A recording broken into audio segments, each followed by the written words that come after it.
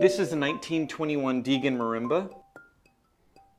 I mean, that's the one thing about recording studios, is that you can be really connected to the past in a way that's, I think, very, very unusual. But we try to provide instruments that bands cannot access, they can't collect, they can't afford. And then that's, I think, a way that albums can be voiced in a much more original and inspired way.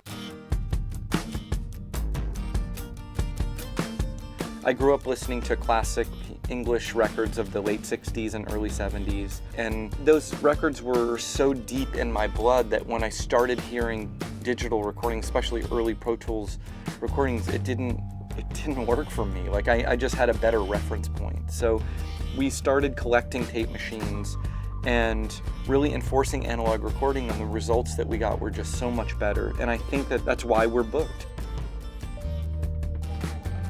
I think it's a point of odd, perverse pride that we are just open every day, and because I think that that's like the mark of a true working class business, that it has to be booked 365 days a year to really pay off its bills. I really like that for some reason.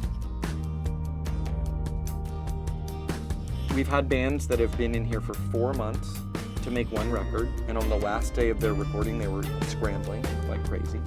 And we've had bands that have made a record over a weekend. And both of those versions have happened many times. So we tell bands that it really is up to their budget, because when you're inside of a recording studio and you're interested in the craft of recording, you're going to use every available minute, because things just get more interesting the more that you know about a craft.